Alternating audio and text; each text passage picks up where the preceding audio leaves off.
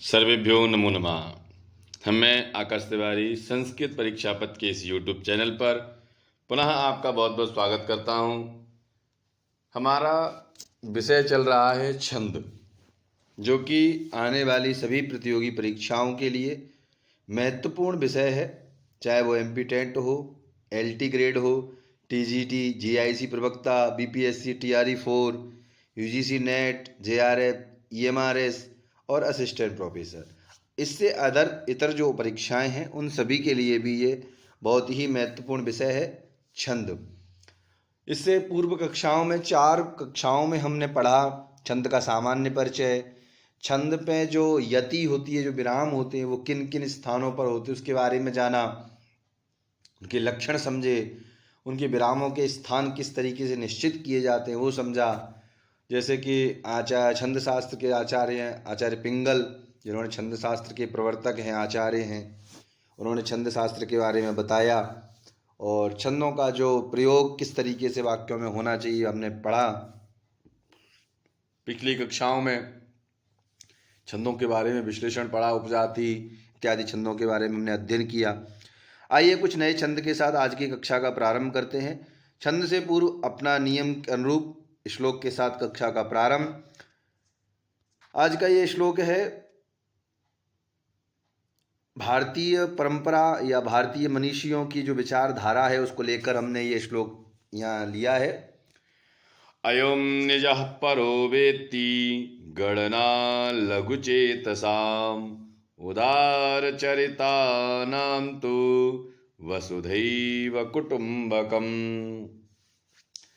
अयम निजः परो वेत्ति गणना लघुचेतसाम उदारचरितानां तु वसुधैव कुटुम्बकम्। वसुधैव कुटुम्बकम, वसुधैव का मतलब होता है पूरी वसुंधरा अर्थात पूरी पृथ्वी। कुटुंब मतलब होता है परिवार। बोले पूरी पृथ्वी जो है मेरा परिवार है। ऐसी सोच रखने वाले लोग कैसे होते हैं? उदार चरिता नाम तो, उदार चरित वाले ऐसे लोग होते हैं। और जो निजी सोच रखते हैं, जो अयम निजः परो वेत्ति, जो ये सिर्फ सोचें कि मैं ही रहूं और मैं ही रहूं, इस तरीके मैं की सोच को रखने वाले या निज स्वभाव या निज स्वार्थ रखने वाले लोग लघुचेतसाम, छोटी सोच रखते हैं। गणना लघु, उनकी जो गणना है, उनकी जो गिनती है, 2 प्रकार के व्यक्ति होता है, एक लघुचेतसाम, एक उदार चरितानाम। और उदार चरित वाले लोग पूरे विश्व को अपना परिवार समझ लेते हैं और छोटी सोच रखने वाले अपने परिवार को भी अपना व्यापार समझ लेते हैं।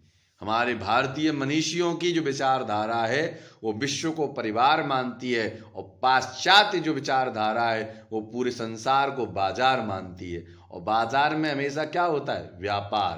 और परिवार हमेशा सामंजस्य पर चलता है, परिवार हमेशा एक दूसरे के सपोर्ट पर चलता है। ठीक, तो ये जो किंचित स्वार्थ की भावना जो रखते हैं ऐसे लघुचेतसाम, और जो पूरे विश्व के कल्याण की भावना रखते हैं वो उदार चरितानाम। इसीलिए कहा जाता है सर्वे भवन्तु सुखिनः सर्वे सन्तु निरामया। हमारी जो भारतीय परंपरा है, हमारी भारतीय मनुष्यों की जो विचारधारा है वो सर्वे भवन्तु सुखिनः, सभी सुखी रहे, इस प्रकार की कामना को लेकर जीती है। आइए अपनी कक्षा को प्रारंभ करते हैं। पूर्व की भांति हमारा जो नियम है, जिसमें हमने पिछली कक्षाओं में 4 छंदों का विश्लेषण पढ़ा, आज हम 5वां छंद पढ़ते हैं जिसका नाम है मालिनी। मालिनी छंद का परिचय देते हुए कहते हैं कि मालिनी छंद के प्रत्येक चरण में कितने वर्ण होते हैं? 15। कितने वर्ण होते हैं? 15। ठीक, कितने पाद होते हैं? 4। तो कितने हो गए ये? 60 वर्ण हो गए, है ना। 15 चौक 60। कहते हैं कि मालिनी छंद के प्रत्येक चरण में 15 वर्ण होते हैं। इस प्रकार चारों चरणों में कुल 15 × 4 बराबर 60 वर्ण होते हैं। 60 वर्ण इसमें होते हैं। लक्षण बता रहे किस तरीके से पहचानेंगे। ननमयुतेयम मालिनी भोगे लोकई। अगर आप छंद के लक्षण को भी उसी प्रकार पढ़ लें, क्योंकि छंद के लक्षण में भी छंद का लक्षण स्थापित होता है। ननमययुतेयं मालिनी भोगिलोकै, ननमययुतेयं मालिनी भोगिलोकै। कह रहे हैं ननमययुतेयं मालिनी भोगिलोकै। एक एक वर्ड को आप देखेंगे, न ये 5 वर्ड है, तो पांचों से इन्होंने किस किस को लिया? पहले ना से नगड़, दूसरे ना से भी नगड़, फिर माँ से मगड़, और 2 या है तो एक से यगड़ और दूसरे से भी यगड़। क्लियर? द्वारा से देखें, ननमययुतेयं, नगड़ नगड़ मगड़ यगड़ यगड़, ननमययुतेयं। तो ननम को समझेंगे आप, तो इसमें क्या है, कितने गण हो गए? 5 गण हो गए। पहला क्या है? नगड़, दूसरा क्या है? नगड़। और नगड़ नगड़ में क्या होती? सिंगल सिंगल मात्रा दोनों में होती हैं, सिंगल सिंगल मात्रा दोनों में होती है, मतलब दीर्घ वर्ण नहीं होते, ह्रस्व वर्ण रहते हैं। और उसके बाद आता है मगड़। मगड़ में क्या होता है? तीनों वर्ण क्या हो जाते हैं? दीर्घ हो जाते हैं। ठीक है, जिसको गुरु बोलते हैं छंद शास्त्र की भाषा में। उसके बाद आता है यगड़। इसमें एक ह्रस्व होता है, 2 दीर्घ होते हैं। उसी प्रकार यगण की लक्षण में पहला वर्ण ह्रस्व होगा और 2 उसके बाद दीर्घ हो जाएंगे। अब बताए युतेयम, ये लिखा है युतेयम। युतेयम के लिए बताए युता प्लस इयम से युक्त छंद है, से युक्त छंद है। मालिनी ही, जो कि नाम ही है, मालिनी है। ठीक है, आगे देखिए, तो यहाँ आपने देखा छंद को थोड़ा ध्यान से देखिए। ननमययुतेयं मालिनी भोगिलोकै, ननमययुतेयं मालिनी भोगिलोकै।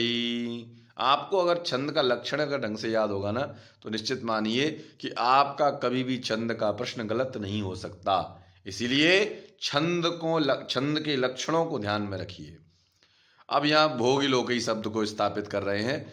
भोगिलोकई, भोगी अलोकई, तो भोगी को बोलते 8 प्रकार के भोगी पाए गए। भोगी अर्थात नाग। जैसे कि हमने पूर्व की कक्षाओं में पढ़ा था, अश्व कितने होते हैं, है ना, सूर्य कितने होते हैं, ईश्वर कितने हैं, चंद्र कितने हैं, इस तरीके से षड रस कितने हैं बताया था ना। तो वहां पर आया था ना, भोगी शब्द आया था। क्या आया था? भोगी।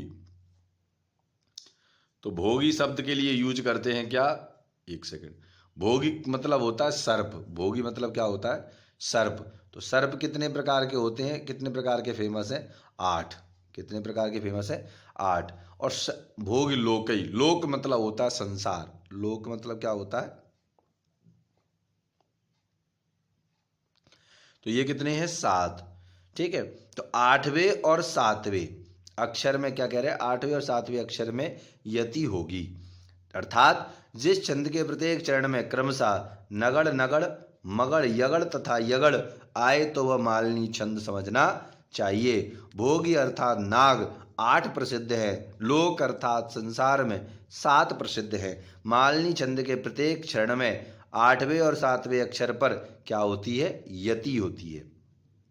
तो मालिनी छंद का लक्षण में हमने समझा कि यति होगी कहाँ पर होगी? 8वें और 7वें वर्ण पर। तो आप यहाँ पहले छंद के लक्षण में ही आप ये चीज देख लेंगे। पहले कहाँ पर रुकना है? 8वें पे। तो न म य यु ते य, है ना, ते य। माँ तो नहीं जाएगा, अनुस्वार है। तो न म य यु ते य, तो कितने हो गए? ननमययुतेयं। 8 वर्ण पर रुक रहे हैं। देखिए आप द्वारा से देखिए, द्वारा से देखिए इसको। न म य यु ते य, ननमययुतेयं। अब मालिनी म, है ना, देखिए 7 पर रुकना ना। मालिनी 3, भोगी लो कई 4 और 3 7। तो पहले कहाँ रुके? 8वें वर्ण पर। दूसरे बार कहाँ रुके? 7वें वर्ण पर। क्या हो रही है? यति हो रही है। तो आपने यहीं से समझ लिया कि कितने वर्ण हो गए? 8 और 7 कितने होते हैं? 15। 8 और 7 कितने हो गए? 15। तो 15 × 4 कितने हो गए? 60। तो आपको लक्षण भी याद हो गया, आपको यति कहाँ लेनी है ये भी पता हो गया, और उस लक्षण से और उस यति से माध्यम से आपने वर्ण की काउंटिंग भी कर ली। कितना सिंपल है।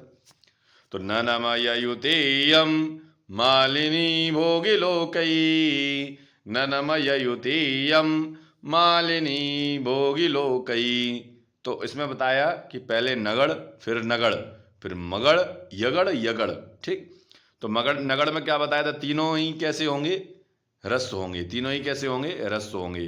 फिर दूसरे नगड़ में भी सेम है, मगड़ में तीनों दीर्घ हो जाएंगे, यगड़ में पहला ह्रस्व दो दीर्घ, फिर यगड़ में भी पहला ह्रस्व तो दो दीर्घ।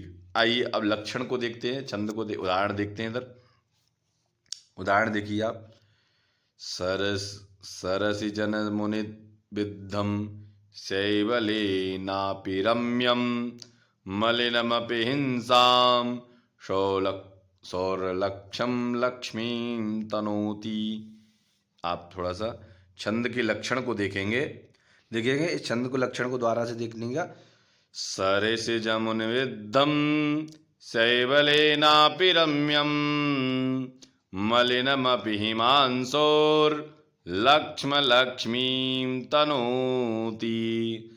सरसि जमुनि विद्धम शैवलेनापि रम्यम मलिनमपि हिमांशोर्लक्ष्मीं तनोति। आप वर्णों की काउंटिंग करेंगे तो आपको समझ में आएगा कि किस तरीके से छंद को हमें पकड़ना चाहिए। तो आपने छंद में पहले तो ये समझ में आया कि अर्ध स्वर, अर्ध व्यंजन हो या अर्ध स्वर हो, व्यंजन वर्ण आधा वर्ण गिना ही नहीं जाता। और यहाँ पर हमें कितने वर्ण पर पहले रुकना है, 8 पे, फिर दूसरे पे कितने रुकना है, 7 पे। तो सरसि 3, जमनुविद कितने हो गए, 8 हो गए। सरसि जमुनि विद्धम फिर हो गए 8। अब शैवलेनापि कितने हो गए, 5। रा और या माँ अनुस्वार अनंत है तो वो गिना नहीं जाएगा, बीच वाला माँ भी आधा है तो भी नहीं गिना जाएगा। तो कितने हो गए, सरस जमुनि विद्धम शैवलेनापि रम्यम। इसी प्रकार इसमें भी गिनेंगे आप, मलिनमपि हिमांशो। तो कितने हो गए, 1 2 3 4 5 6 7 8 हो गया, 7 8 8 पे मैं रुकना है, रुक गए हम। ल म 2, फिर ल म 4, तनोति 7। तो कितने हो गए, 7। टोटल कितने वर्ण हो गए, 15। और 15 15 एक पाद में 15 है तो 4 पाद में कितने हो गए, 4 पाद में कितने हो गए, 60 वर्ण हो गए। यहाँ भी 15 थे, यहाँ भी 15 हैं। तो सरस जमुनि विद्धम शैवलेनापि रम्यम मलिनमपि हिमांशोर्लक्ष्मीं तनोति। आगे के 2 चरण देखेंगे, आगे के 2 चरण में देखेंगे आप। इधर देखेंगे, इयमधिकमनोज्ञा वल्कलेनापि तन्वी किमपि मधुराणां मंडनं नाकृतीनाम्। इयमधिकमनोज्ञा वल्कलेनापि तन्वी किमपि मधुराणां मंडनं नाकृतीनाम्। इस पे देखेंगे, जैसे कि मालनी छंद में आपको बताया जाता है कि पहले नगड़ नगड़, पहले के 6 वर्ड आपके ह्रस्व रहेंगे। तो ई भी ह्रस्व, या भी ह्रस्व, माँ भी ह्रस्व, धी भी ह्रस्व, का भी ह्रस्व और माँ भी ह्रस्व। उसके बाद आता है मगड़, इसमें तीनों ही वर्ड दीर्घ हो जाएंगे। तो नो दीर्घ, ज्ञा दीर्घ, और 2 जब भी वर्णों का संयोग होता है उससे पूर्व वाला वर्ड ऑटोमेटिकली उसको दीर्घ मान लिया जाता है। तो ला और का के संयोग होने की वजह से वा को भी दीर्घ माना। अब उसके बाद यगड़, यगड़ में क्या होगा, 1 ह्रस्व होगा, 2 दीर्घ होंगे। तो का जो है वो ह्रस्व हो गया, ले क्या है दीर्घ है, और ना क्या है दीर्घ है। फिर पी क्या है ह्रस्व है, और ना और वा का योग होने की वजह से ता भी दीर्घ हो जाएगा, और वी पे बड़ी की मात्रा वैसे दीर्घ हो जाएगा। ठीक है, तो इस तरीके से हमने देखा कि 5 गणों की सहायता से मालनी छंद कार्य कर रहा है। मालिनी ननमययुतेयम मालिनी भोगिलोकैः। आगे देखिए, स्पष्टीकरण देते हुए कहते हैं कि उपर्युक्त छंद के प्रत्येक चरण में नगड़ नगड़ मगड़ यगड़ यगड़ न म य आए हैं। प्रत्येक चरण में 15 वर्ण हैं। 8वें और 7वें अक्षर में क्या हो रही है, यति है, अतः इसमें मालिनी छंद है। इसके बाद इन्होंने और भी श्लोकों को बताया है कि अन्य उदाहरण के रूप में इनको भी हम आप देख सकते हैं। ठीक, इस तरीके से आप देख भी सकते हैं। पहला उदाहरण बताया, अतुलित बलधामम हेमशैलावधेयम धनुजवन कृशानम ज्ञानिनामाग्रगण्यम सकलगुणनिधानम वानराणामधीशम रघुपति प्रिय भक्तम वात जातम नमामि। दूसरा बताया, न खलु बाणा सन्निपात्यो यस्मिन्। फिर दूसरा उदाहरण, मनसि वचसि काये पुण्य पीयूष पूर्णा। एक इसमें काउंट करोगे तो आपको पता पड़ जाएगा कि किस प्रकार इसमें 8 हैं। तो पहले हमें 3 ह्रस्व देखने हैं, तो तीनों ही ह्रस्व है मनसि। फिर दूसरे में भी तीनों ह्रस्व, तो वचसि। अब तीनों ही दीर्घ देखने हैं, तो का भी दीर्घ है, ये भी दीर्घ है, और णा और या के योग से पू भी दीर्घ हो गया। अब फिर से हमें क्या देखना है, एक ह्रस्व 2 दीर्घ, तो या जो है वो हमारा क्या हो गया, ह्रस्व, पी दीर्घ हो गया, यू दीर्घ हो गया। उसके बाद सा ह्रस्व है, पू दीर्घ है, णा दीर्घ है। तो या मनसि वचसि काये पुण्य पीयूष पूर्णा।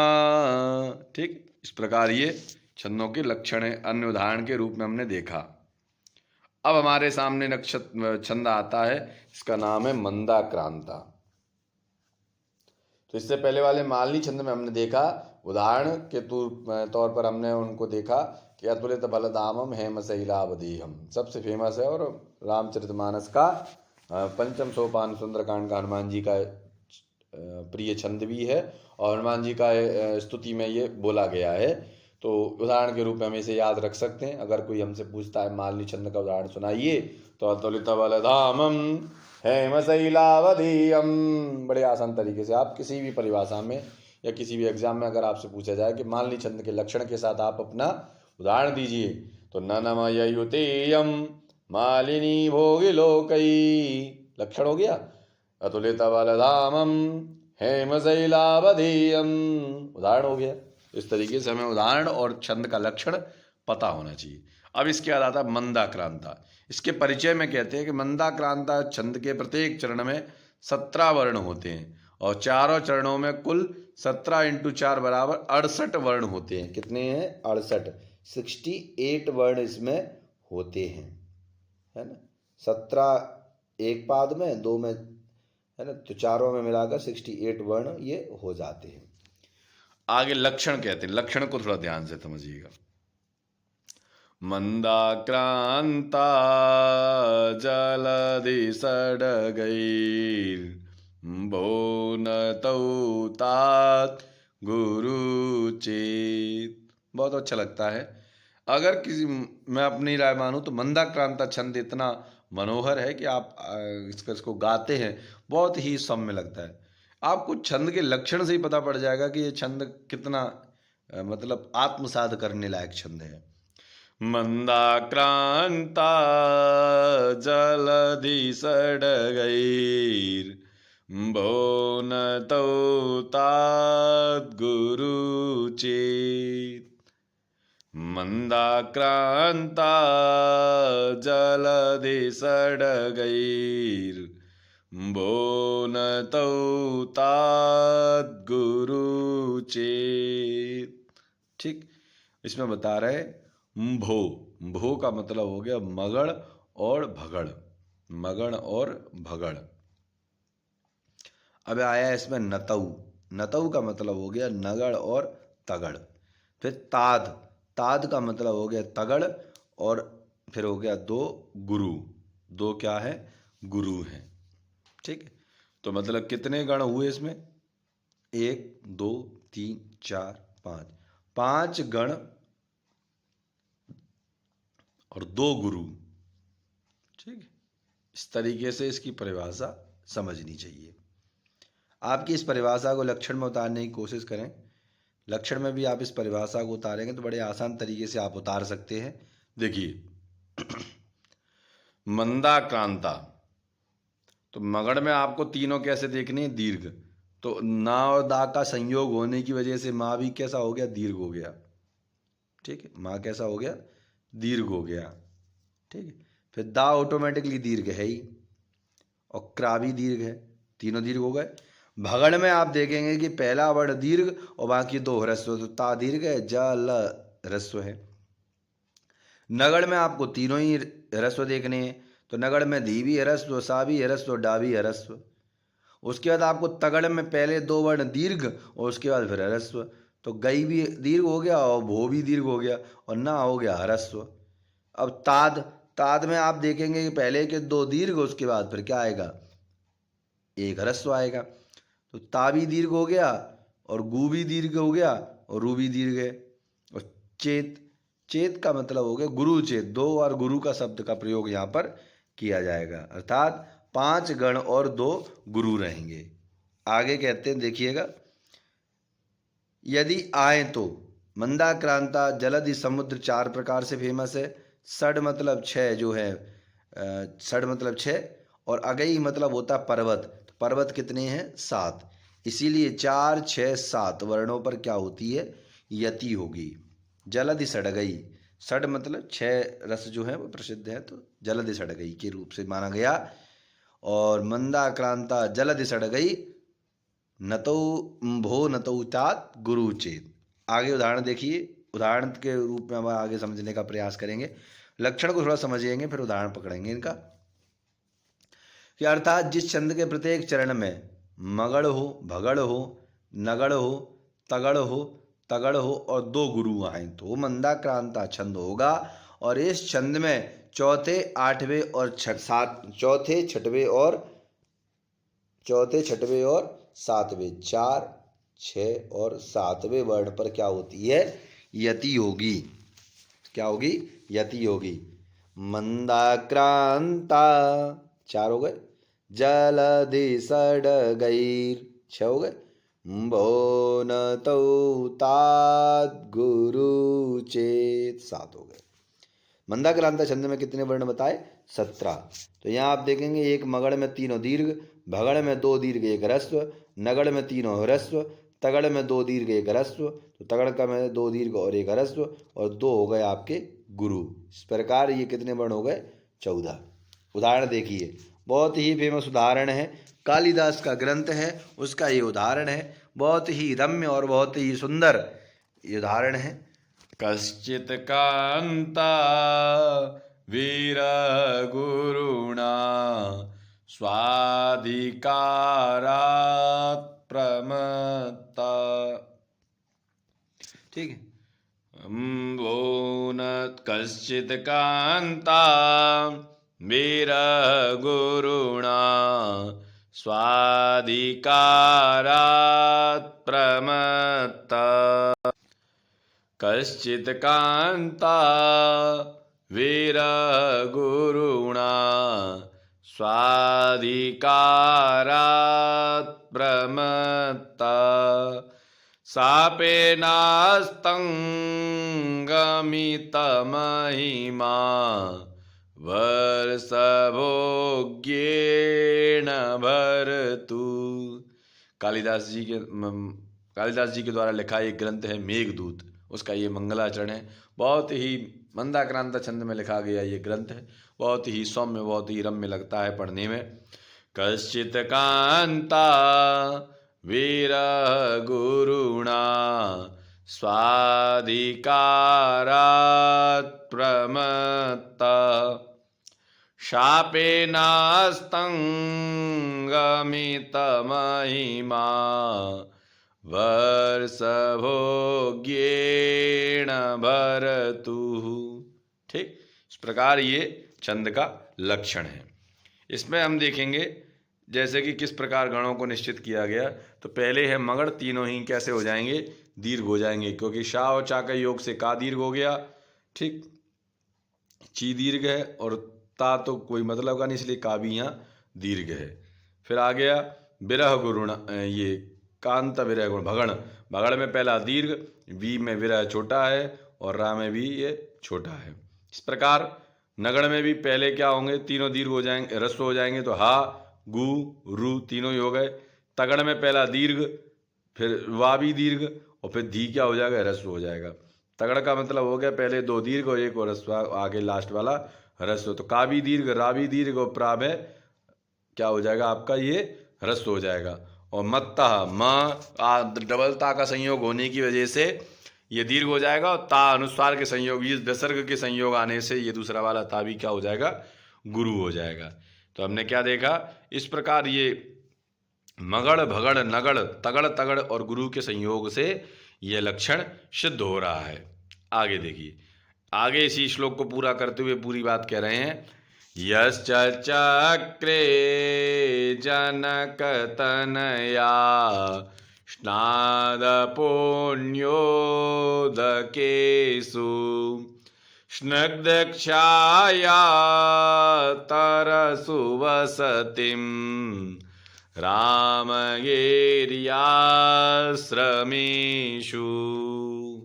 ठीक, तो इसमें हमने कितने वर्णों को गिना था, 17।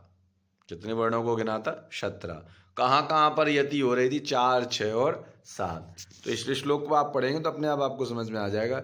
स्निग्धक्षाया 4 पे यति हो रही है, तो न है ना, 4 वर्ण पे यति होगी तो स्निग्धक्षाया है ना, स्निग्धक्षाया स्निग्धक्षाया। तो देखो न ध छ य आधे वर्ण गिने नहीं जाएंगे, फिर आके 4 के बाद कितने पे यति होगी, 6 पे। तरसु वसतिम, तो ता रु सु वसति 6 हो गए। अब आगे 7, रामगेर्याश्रमेषु, तो रा म गी या 4, श्रमसु समेषु हो गया। इस प्रकार ये छंदों के लक्षण हम आपके सामने घटित हो रहे हैं। दूसरा उदाहरण देखिए, शांताकारं भुजगशयनं पद्मनाभं सुरेशम। भगवान विष्णु का ध्यान है, बड़ा ही सिंपल है। तो हमें इस छंद से पता पड़ेगा कि मंदाक्रांता छंद का उदाहरण हम क्या याद कर सकते हैं। शांताकारं भुजगशयनं पद्मनाभं सुरेशम विश्वाधारं गगनसदृशं मेघवर्णं शुभांगं लक्ष्मीकान्तं कमलनयनं योगविद्यानगम्यं वंदे विष्णुं भवभयहरं सर्वलोकैकनाथ। इस प्रकार ये छंदों के लक्षण के साथ हमें उसका परिभाषा भी याद होनी चाहिए। जलधि सडगैर् मंदाक्रांता जलधि सडगैर्भुवनतौ तात गुरु चेत।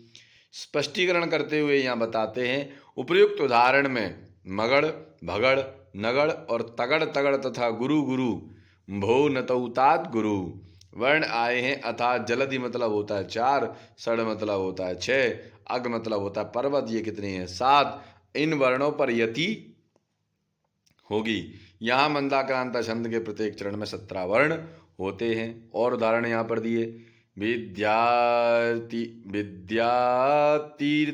जगत विबुधा साधव सत्यतीर्थे, यह ऐसे भी याद कर सकते हैं। या शांताकारं भुजगशयनं विद्यातीर्थे जगति विबुधा साधव सत्यतीर्थे। ठीक है, इस प्रकार ये हमें लक्षण यहाँ पर समझने चाहिए। आगे देखिए, आगे आपका 7वां नंबर छंद आता है जिसका नाम है शार्दूल विक्रीडितम। इसमें कहते हैं शार्दूल विक्रीडितम के प्रत्येक चरण में 19 वर्ण होंगे। इस प्रकार चारों चरणों में कुल 76 वर्ण होंगे। कितने होंगे, 76। लक्षण के बारे में बता रहे हैं, सूर्यास्त्वैर्मसजास्तथा शगुरुवा शार्दूल विक्रीडितम, सूर्यास्त्वैर्मसजास्तथा शगुरुवा शार्दूल विक्रीडितम। शार्दूल विक्रीडितम के बारे में कह रहे हैं, मसजास्तता, मसजास्तता का मतलब हो गया मगड़ शगड़, माँ से मगड़, सा से सगड़, जा से जगड़, और फिर द्वारा से आ गया सा से सगड़, फिर ता आ गया तो तगड़, फिर दूसरा वाला भी ता है तो क्या हो जाएगा तगड़। अर्थात क्या हो गए, मगड़ सगड़ जगड़ शगड़ तगड़ तगड़, शगुरुबा का मतलब हो गया दीर्घ। शार्दूल विक्रीडितम छंद है, जिसके पहले में क्या होगा 7 12 पर, और दूसरे में क्या होगा 7 पर, क्या होगी यति होगी। कितने होगी, पहले 12 पे होगी, उसके बाद होगी 7 पर, क्योंकि 12 क्या है अश्व सूर्य, और अश्व कितने हैं 7, अश्व कितने हैं 7, सूर्य कितने हैं हमारे यहाँ 12, क्योंकि हर महीने का एक सूर्य है, तो कितने हो गए 12, और सूर्य कितने घोड़ों पर चलते हैं 7, तो अश्व कितने हो गए 7। तो आपको पहले 12 पर लेनी है, उसके बाद आपको 7 पर यति लेनी है। ठीक है, उदाहरण देखिए इसके लक्षणार्थी में बता रहे हैं इसके लक्षण। जब किसी छंद के प्रत्येक चरण में मगड़ सगड़ जगड़ सगड़ तगड़ तगड़ एवं एक गुरु वर्ण आए तो शार्दूल विक्रीड छंद होगा। सूर्य कितने हैं 12, सूर्य कितने 12, अस्तु कितने हैं 7, प्रसिद्ध अथवा 12वें और 7वें अक्षर पर क्या होगी यति होगी, है ना। अब मगड़ में बताया 3 दीर्घ, सगड़ में बताया 2 ह्रस्व 1 दीर्घ, जगड़ में बताया 1 ह्रस्व 2 दीर्घ, शगड़ में फिर दोबारा से बता दिया कि 2 ह्रस्व और 1 दीर्घ, तगड़ का मतलब बता दिया कि 2 दीर्घ 1 ह्रस्व 2 दीर्घ 1 ह्रस्व, और गुरु का मतलब तो ऑलरेडी दीर्घ होता ही है। उदाहरण के तौर पर बता रहे हैं यहाँ आपके सामने, उदाहरण में आपको बताया यहाँ पर देखिए, यास्यत्यद्य शकुन्तलेति हृदयं संस्पृष्टमुत्कण्ठया कंठस्तंभितबाष्पवृत्तिकलुष चिंताजड़म दर्शनम। आप देखेंगे इधर कि आपको पहले बताया गया कि 12 पे और उसके बाद 7 पर आपको क्या करना है, रुकना है। तो पहले 12 वर्ण क्या होंगे, या, फिर दोबारा से या, फिर से या उद्दा शकुंत लेती या। आप द्वारा से देखेंगे इसको कि किस प्रकार यहाँ पर छंदों के लक्षण को घटित किया जा रहा है। यास्यत्यद्य शकुन्तलेति हृदयं संस्पृष्टमुत्कण्ठया कंठस्तंभितबाष्पवृत्तिकलुष चिंताजड़म दर्शनम। आगे देखिए, वैकल्प्यं ममतावदीदृशमिदं स्नेहादरण्योकश पीड्यन्ते ग्रहिणा कथं तु नयतनया विशलेषु दुःखैर्न वै। ठीक, इस तरीके से ये उदाहरण हमें इसमें समझना चाहिए। और भी उदाहरण देखें, पातुं न प्रथमं व्यसस्ययति जलम युष्माश्वपीतेषु या कार्यासैकतलीन हंस मिथुना स्त्रोत्रो वह मालिनी। और मुझे सबसे अच्छा लगता है, या कुंदेन्दु तुषार हार धवला यशोभ्रवस्त्राव्रता। इस तरीके से कुछ ये उदाहरण हैं जो हमें इस छंद के अकॉर्डिंग हमें समझने चाहिए। आगे कह रहे हैं, उपर्युक्त उदाहरणों के प्रत्येक चरण में, उपर्युक्त उदाहरणों से हमने ये सीखा कि प्रत्येक चरण में मगड़ शगड़ जगड़ शगड़ तगड़ तगड़ गुरु वर्ण आए तो इसमें शार्दूल विक्रीडित छंद है। प्रत्येक चरण में 19 और 12वें और 7वें वर्ण पर यति, अर्थात कितने वर्ण हो गए 19। प्रत्येक चरण में 19 वर्ण हैं और 12वें और 7वें वर्ण पर क्या होगी यति होगी। तो 12 और 7 मिलकर कितने हो जाते हैं 19। जितने वर्ण होंगे उसको डिवाइड करते हैं तो यति वाले वर्णों को भी आप गिनकर अपने वर्णों की काउंटिंग कर सकते हैं।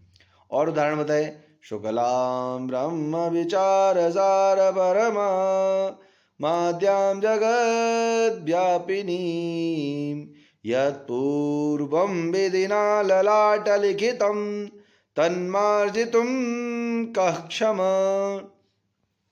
और एक और बहुत अच्छा उदाहरण है, विद्या नाम नरस्य रूपमधिकं प्रच्छन्न गुप्तं धनम। तो इस तरीके से कुछ उदाहरण हैं जो हमें इसके शार्दूल विक्रीडित छंद के अकॉर्डिंग उन्हें पढ़ना चाहिए। ठीक, आगे देखिए, आगे आपका आता है इंद्रवज्रा। आगे जो छंद है वो कौन सा है, इंद्रवज्रा। इसमें बताते हैं इंद्र वज्रा छंद के प्रत्येक चरण में 11 अक्षर होते हैं। इस प्रकार चारों चरणों में कुल मिलाकर 44 अक्षर हो गए। लक्षण बता दें। स्यादिंद्र वज्रा यदि तौ जगौगा, स्यादिंद्र वज्रा यदि तौ जगौगा, स्यादिंद्र वज्रा यदि तौ जगौगा। स्यात् अर्थात होंगे, इंद्र वज्रा मतलब इंद्र वज्रा, यदि मतलब यदि, तौ मतलब होता तगड़, तगड़ दो तगड़, और जगड़ का मतलब होता है जगड़, और गुरु का मतलब होता है गह, और गह का मतलब हो गया गुरु। अर्थात पहले दो तगड़, उसके बाद एक जगड़, और दो उसके बाद फिर आ गया क्या, गुरु। ठीक है, उसके बाद क्या हो गया, गुरु। तो आप इसी लक्षण को अपने छंद में उतारने की कोशिश करिए। ठीक है, आगे देखिए। छंद में जब हम इसको उतारने की कोशिश करेंगे तो निश्चित ही आप उसका सॉल्यूशन भी निकाल पाएंगे। लक्षण देखिए, लक्षण में बता रहे हैं इस प्रकार जिस छंद के प्रत्येक चरण में 2 तगड़, 1 जगड़, 2 गुरु वर्ण आए तो उसे इंद्र वज्रा छंद कहते हैं। ठीक है, इंद्र वज्रा के लिए उदाहरण बता। तगड़ तगड़, जगड़, गुरु गुरु, अतः 11 अक्षर है ना। कितने बताए, 11 अक्षर का उल्लेख यहाँ पर इन्होंने किया है। 11 × 4 बराबर कितने हो जाएंगे, 44। ठीक है, कितने हो जाएंगे, 44। यहाँ तगड़ तगड़ जगड़ और 2 गुरु हैं, इस प्रकार ये 11, और 11 × 4 44। श्लोक देखिए, बहुत अच्छा श्लोक है। अर्थो हि कन्या परकीयैव तामाद्यं संप्रेष्य परिगृहीतु।